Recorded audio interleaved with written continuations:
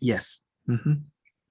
That is such an interesting way of starting a conversation, Takeshi. You just asked me, so before March 13, 2020, how did we actually look at life, and then what was our day-to-day activities versus today?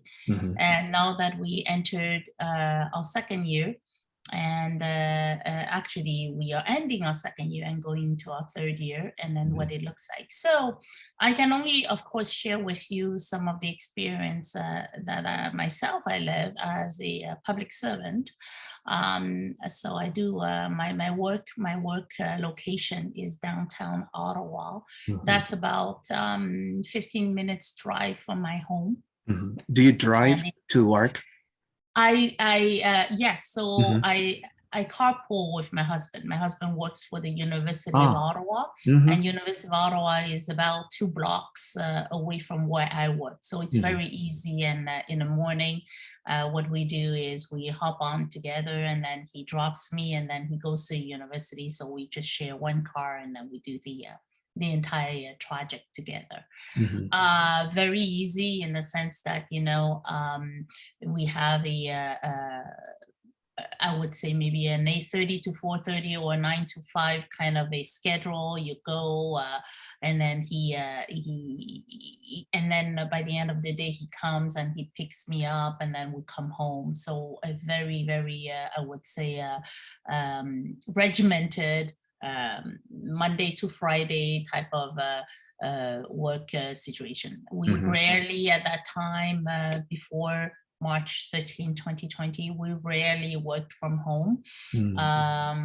We were mostly, I would say, 100% at work, and then we were used to that. And then comes COVID, and we were all asked to bring our computer home and then start to work from home. So I will have to tell you that the 2 biggest problem that happened and I'm not sure that you have the same problem over there, but here in Canada, the biggest thing were technology challenges. So the first is the technology challenge. And the technology challenges we were facing were, one was the connection to high-speed internet, and then the capacity to meet with our team through virtual means. So at that point, we were all using Zoom, and then we were actually slowly going into using Teams, which is part of the Microsoft suite of tools. So the technology part was a big thing. Everybody was slowly going into, and then we were, the second thing I said, there were 2 things. The second thing was more the psychological shock that we were in, getting used to, so I'm not going to be at the office, so I need to now organize my work differently. And also getting slowly into understanding that I'm saving the traffic time to go into the work, and then the coming back time. And then when the day starts, it can start very, very quickly, right after we have breakfast, and then it can end, and the supper can start maybe just 5 minutes after I turn off the computer. So those are those big adjustments that we had in our life, besides the numbness of what is happening in the world, of course, with COVID. Now, as we were moving slowly, I think in 2020, we thought that maybe in September we would be potentially having an office opening window. That was before even the vaccine campaign has started. And then after that, we had the first vaccine, we had the second vaccine, then we went into 2021.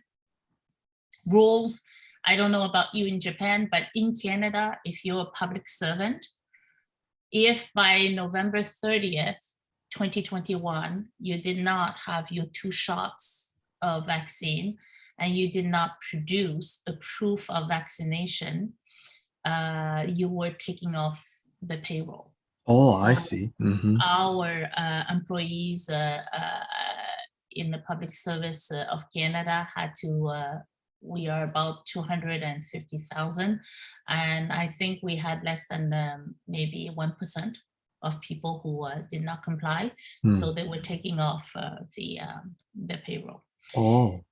And during that time, because I'm in a very, very operational program, which is the rehabilitation and the construction of the Parliament Hill, we were asked to go back at the office maybe 2-3 times a day, 2-3 times a week. So out of 5 days, you can go back 2 days or 3 days. And that actually reactivated the human and the social exchanges. So one big lessons learned, if you're asking me, Sylvie, what is the biggest difference, is we are at the most basic of our core as human being. We're social being. Even if we're introverted people, it doesn't matter if we're introverted, extroverted, or we have more feeling or thinking towards our communication style.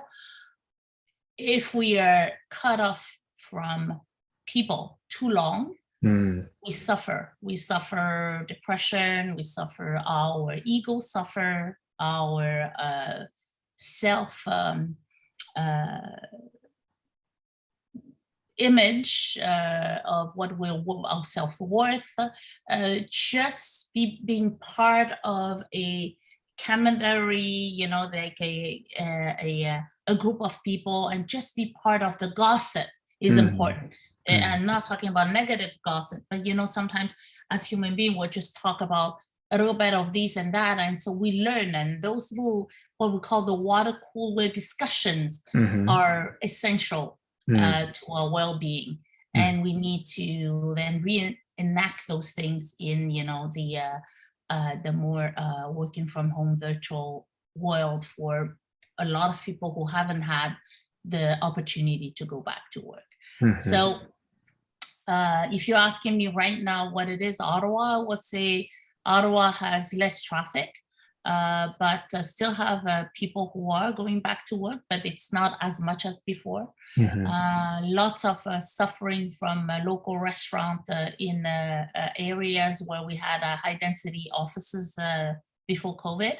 And I think as a community, we need to think about how to support that type of